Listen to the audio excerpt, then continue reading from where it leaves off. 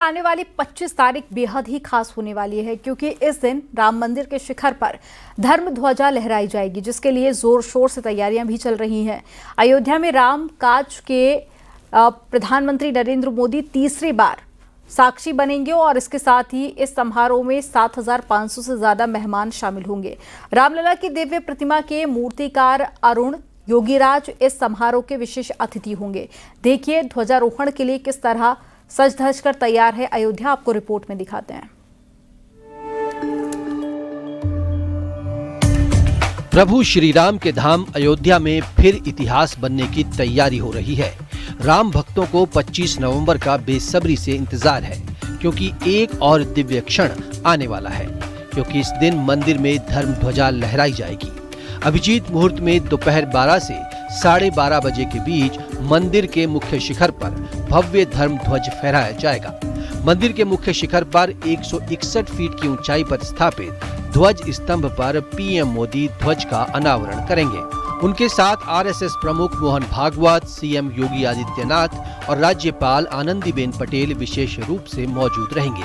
मंदिर में लगाया गया automatic flag hosting system button दबाने के लगभग 10 सेकंड के भीतर ध्वज को शिखर पर लहराने की क्षमता रखता है। मंदिर के शिखर पर ध्वज फहराने की परंपरा सनातन संस्कृति में अत्यंत पवित्र मानी जाती है। माना जाता है कि मंदिर के शिखर पर फहराया गया ध्वज पूरे क्षेत्र में रक्षा का काम करता है, नकारात्मक तत्वों को दूर रखता है और साथ ही भगवान की उपस्थिति का संदेश भक्तों तक पहुंचाता है। ध्वजारोहण के बाद में मंदिर परिसर दीप सज्जा, पुष्प सजावट और पारंपरिक अलंकरण के बीच एक दिव्य उत्सव धाम में बदल जाएगा, जिसके लिए 25 नवंबर का ये क्षण सिर्फ अयोध्या के लिए ही नहीं बल्कि हर एक श्रद्धालु के लिए एक ऐतिहासिक क्षण होने वाला है। ध्वज को केवल सजावटी प्रतीक नहीं बल्कि मंदिर में दिव्य ऊर्जा के आगमन और संचार का सूचक माना गया है। राम मंदिर के शिखर पर जो ध्वज फहराया जाएगा वो समकोण त्रिकोणीय आकार का होगा, जिसकी चौड़ाई 11 फीट तो लंबाई 22 फीट होगी। ध्वज का रंग हल्का भगवा, मध्य में सूर्य का चिन्ह होगा। कोविदार वृक्ष, ओम प्रतीक चिन्ह भी अंकित होंगे। ध्वजारोहण समारोह सिर्फ एक आयोजन नहीं बल्कि सदियों की आस्था और परंपरा का महत्वपूर्ण क्षण माना जा रहा है। इस ऐतिहासिक पल के लिए जो मुहूर्त चुना गया है वो पूरी तरह वैदिक गणना, ज्योतिषीय विश्लेषण और शास्त्रीय मान्यताओं के आधार पर तय किया गया है। विवाह पंचमी एक शुभ मुहूर्त है। ये तो अच्छा अवसर है कि मर्यादा पुरुषोत्तम भगवान श्री रामचंद्र जी के जन्म स्थान पर बने मंदिर पर के शिखर पर ध्वजा उसे दिन लहराई जाएगी जिस दिन भगवान प्रणय सूत्र में बंधे थे, अर्थात ब्रह्म का शक्ति से मिलन हुआ था। अभिजीत मुहूर्त में ही भूमि पूजन हुआ था।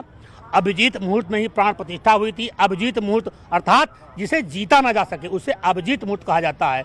कोई शुभ और कोई नक्षत्र मिले न मिले, अगर अभिजीत मुहूर्त मिल रहा है तो वह अपने आप में पूर्ण मुहूर्त होता है। और मंगलवार का दिन है, हनुमान जी का दिन है, तो कई संयोग उस दिन दुर्लभ बन रहे हैं। हनुमान जी का दिन है, विवाह पंचमी है और 25 तारीख है। इस 25 तारीख में भी 5 का अंक लगा हुआ है। 5 अगस्त को भूमि पूजन हुआ था और 25 तारीख को झंडा फहराया जाएगा। 25 नवंबर विवाह पंचमी के दिन अयोध्या के प्रतिष्ठित मंदिरों से राम बारात का आयोजन होगा, जिसमें ढोल, करताल, मृदंग के साथ राम बारात निकलेगी। कनक भवन, मणिराम दास छावनी, रंग महल, जानकी महल, राम वल्लभा कुंज, श्री राम हर्षण कुंज और लक्ष्मण किला सहित 12 मंदिरों से राम बारात निकलेगी और इसके साथ झांकियां भी निकलेंगी।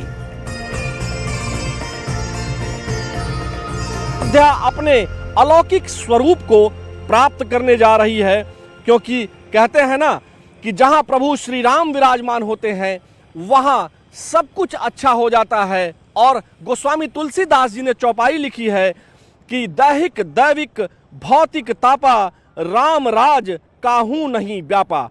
अगर हम इस ध्वज की बात कर लें तो इसमें सूर्य है, इसमें ओम है जो समन्वय का प्रतीक है, तो वहीं जो सूर्य है वह सूर्य वंश का प्रतीक है और कोविदार वृक्ष जो है वह इक्ष्वाकु राजवंश का राज चिन्ह है।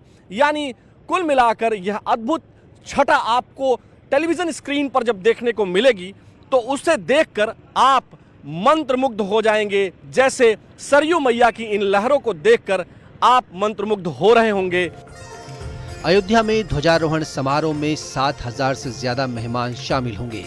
रामलला की दिव्य प्रतिमा के मूर्तिकार अरुण योगीराज इस समारोह के विशेष अतिथि होंगे।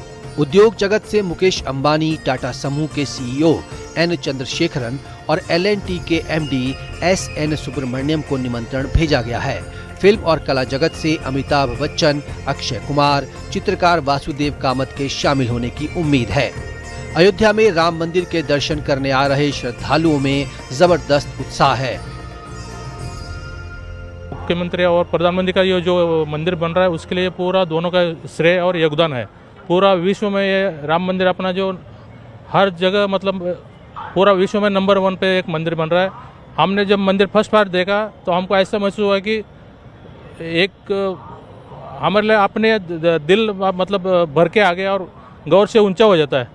जब हम मंदिर में जब जय श्री राम बोल रहे तो आप अपने आप आंखों में आंसू आना शुरू हो गए। बहुत सुकून दे रहा है यहाँ आने का। यहाँ पे बहुत ही अच्छा लग रहा है। जो हम लोग 20-30 साल पहले जो सिर्फ सुन ही रहे थे, आज हम लोग दर्शन भी कर रहे हैं। बहुत ही शांत लग रहा है यहाँ पे। हम लोग इस घाट पे अभी 2-3 घंटे से बैठे हुए हैं। अच्छा, बहुत इतना बढ़िया लग रहा है। हाँ, इतना अच्छा लग रहा है। ध्वजारोहण कार्यक्रम में आने वाले अतिथियों के लिए एक कार सेवकपुरम और तीर्थ क्षेत्रपुरम में टेंट सिटी का निर्माण किया जा रहा है। कुल मिलाकर जो तैयारियां हैं वो अपने पूरे उरूज पर हैं, पूरे शबाब पर हैं, क्योंकि यहाँ प्रभु श्री राम के मंदिर पर ध्वज पताका लहराएगी और इसको देखने के लिए तमाम मेहमान आ रहे हैं और इसीलिए ये उनके ठहरने के लिए टेंट सिटी का निर्माण किया जा रहा है। यहाँ आप देख सकते हैं कि एक बड़े एरिया में टेंट सिटी का निर्माण किया जा रहा है। ये कारसेवकपुरम का टेंट सिटी है। इसके अलावा भी टेंट सिटी का निर्माण किया जा रहा है। राम मंदिर ध्वजारोहण समारोह के दौरान सुरक्षा एजेंसियों ने मोबाइल फोन पर सख्त प्रतिबंध लागू कर दिया है।